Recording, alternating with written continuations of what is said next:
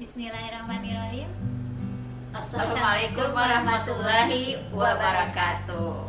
Jumpa lagi dengan kami, saya Aisyah Frida dan kakak Dian Sukma di Crosscheck. Kali ini kami akan sharing dan diskusi tentang makna Kehidupan, the meaning of life ya. Kenapa kita harus memaknai kehidupan itu? Biar bermakna. Biar hidup semakin hidup ya. Karena puncak kecerdasan itulah kecerdasan maknawi ya. Kemampuan memaknai segala sesuatu. Karena segala keadaan yang datang dalam hidup kita itu ada maknanya, ada pesannya. Ada pesan Tuhan di situ. Nah, selagi kita belum menemukan makna hidup itu, nah kualitas hidup kita itu masih di permukaan, belum menyelam ke dalam. Maka di Islam kan sering dikatakan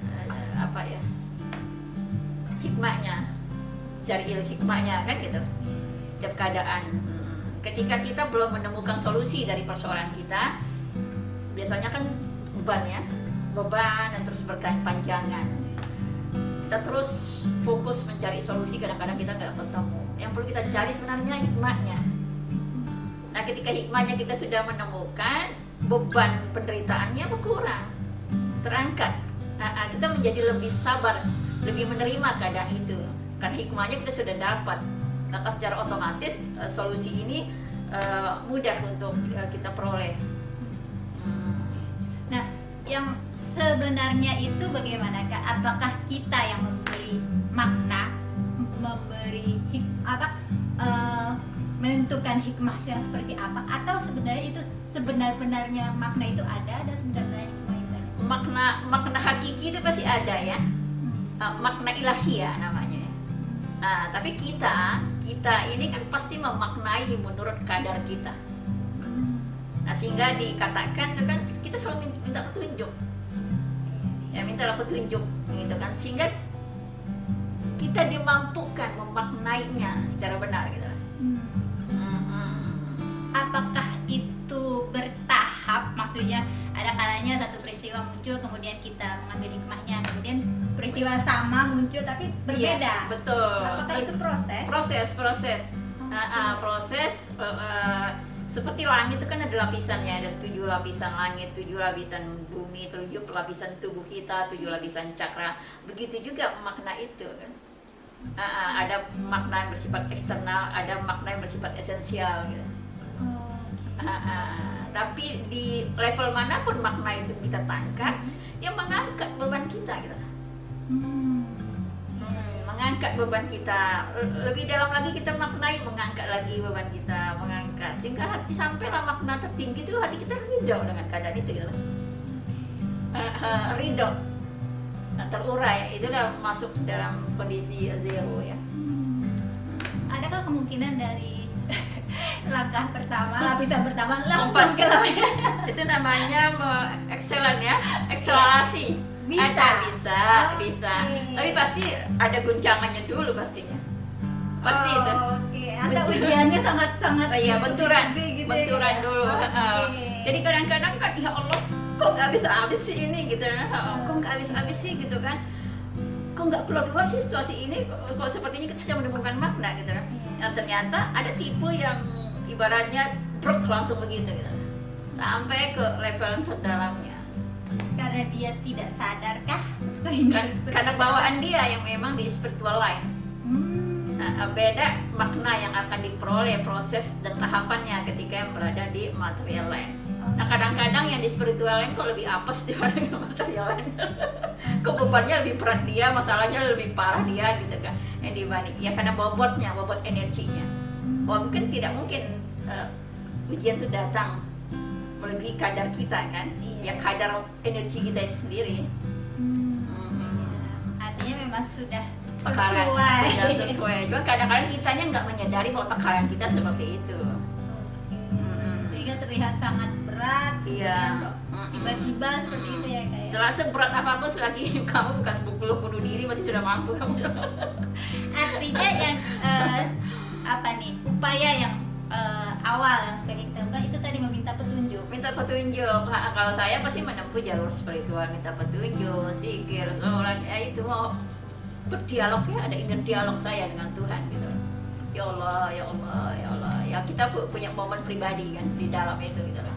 Sehingga maknanya bukan dari kita. Iya, tapi dari dia. Sebelum sampai pada pemaknaan yang hakiki, kadang-kadang manusia harus mengalami namanya delusi, halusinasi, imajinasi, inspirasi, baru dia ke ilham. Karena memang layar otak itu begitu, ada otak yang membawa kita pada delusi kan, ada otak halusinasi kan. Ibarat itu goda-godaan yang datang pada masa kita mau mengakses. Itu fase, dan kita tidak boleh berhenti di situ.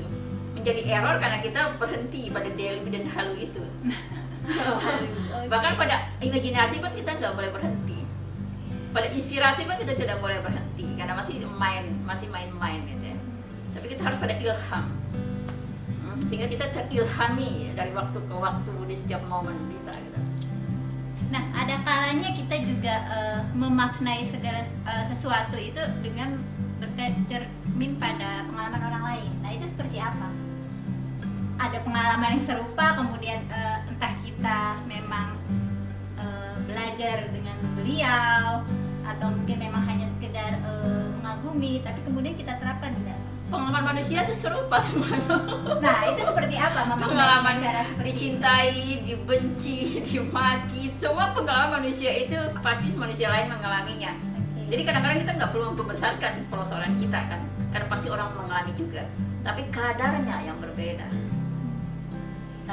Dan itu manusia ya bisa belajar satu dengan yang lainnya, mengambil hikmah dari pengalaman orang lain.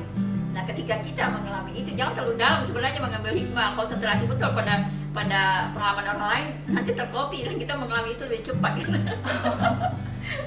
Kalau bisa begitu juga. Karena ketika orang yang terlalu khusyuk betul memaknai kesulitan orang lain, kok tiba-tiba dia mengalami hal serupa gitu. Itu kejadian banyak terjadi. Apa ya? Mirror ya. Cermin. Jadi pada Pantulan. tetap pada diri masing-masing. Iya, pada diri ya. masing-masing yang perlu kita lakukan, kita mendoakan ya. Saling mendoakan. Itu menjadi benteng kita supaya tidak terjadi pertukaran seperti itu ya, pengalaman. Jadi ada seorang yang memang konsultan rumah tangga. Kliennya banyak banget, kebetulan dia juga mau konsultasi sama saya kan gitu ya orang. Dia mengalami problem yang dia handle itu. Karena memang mendalami gitu. Kalau di luar sana kalau tidak salah orang-orang psikolog itu banyak laki-laki ya. Mereka lebih teknikal soalnya kan. Nah, kalau perempuan kan lebih. Kalau di sini perempuan ya. Lebih banyak sepertinya ya. Sepertinya. Jadi itu juga mempengaruhi ya Kak, seberapa dalamnya kita. Iya, kita nggak usah sebagai itu deh, sebagai orang biasa saja kita terima curhatan teman terus menerus kan. Nah, ketika kita nggak langsung mendoakan gitu kan, itu bisa mempengaruhi kita gitu loh, mempengaruhi kita. Jadi kita harus memberikan doa ya, doa. Untuk memisahkan. Iya, untuk memisahkan. Jelas dia di sana, saya di sini. Kamu di sana dan aku di sini. Oke. Nah, terus tadi terkait bahwa ada makna yang hakiki, dan itu pun butuh proses dan tahapan. Nah, sampai pada titik mana kita menerima bahwa itu memang yang hakiki. Saya mengalami peristiwa SD gitu kan, saya sampai sekarang pun gitu kan maknanya itu semakin muncul saja, tapi yang lebih dalam lagi. Nah, puncaknya adalah muncul rasa syukur kepada Tuhan telah melewati itu semua. Jadi ada rasa syukurnya. Jadi kita apa ya, sebenarnya sebagai salah satu terapi ya.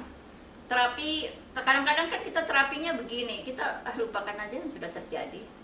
Impossible kita melupakan itu. Nah, di atas sadar kita mungkin kadang kita lupa, tapi di bawah sadar kita selagi dia belum selesai, dia akan keluar dalam bentuk yang lain untuk kita selesaikan. Saya pernah merasa kehilangan yang sangat dalam orang yang saya cintai kan, rasa kehilangan yang sangat dalam. Dan itu yang menggema mungkin di dalam seluruh sel tubuh saya kan gitu kan. Nah, sehingga saya sering kehilangan banyak hal, bukan hanya orang gitu, barang, benda, semuanya. Pokoknya apa yang saya sukai pokoknya hilang deh gitu loh. Jadi mantulnya kemana-mana gitu loh. Jadi saya ini mengetawakan diri saya sendiri ya, ini mah salah sendiri sebenarnya kan gitu loh. Artinya bila kita memang sudah sampai pada titik menemukan makna yang hakiki, bukan Iya. berarti hal tersebut berhenti sama sekali. Tidak. Muncul tapi respon kita. Iya, dia seperti benih yang tumbuh dan mekar dalam kesadaran kita, dan akhirnya berbuah dia pencerahan. Jadi apa ya, kita menjadi lautan makna. Ketika segala sesuatu kita sudah mampu memaknai, kita setiap apapun yang kita katakan adalah hikmah dan makna yang kita sharekan, dan kita sudah menjadi lautan makna. Seperti Rumi mengatakan, aku berdoa tiada henti sampai aku menjadi doa itu sendiri. Begitu. jangan hanya mencari uang. Uang kita butuh, perlu, sangat perlu. Karena memang zamannya gitu kan. Tapi jangan lupa untuk memaknainya. Makna ini menjadi rohnya. Roh yang menghidupkan kesadaran kita. Maka dikatakan ya, kecerdasan tertinggi ultimat itu kecerdasan maknawi. Karena yang mampu memaknai secara hakiki adalah aspek ruh kita, aspek ruhani ya, aspek ilahiyah kita di dalam diri kita. Jadi perangkat kita sudah komplit. Ketika kita memaknai sesuatu, sebenarnya kita mengakses diri kita yang terdalam. Maka kenalilah dirimu, maka kamu akan mengenali Tuhan. Mungkin itu saja teman-teman, sahabat semua, tentang makna kehidupan. Semoga ke depannya dan seterusnya kita bisa memaknai semua hidup ini apapun dengan lebih baik. Assalamualaikum warahmatullahi wabarakatuh. Cross check.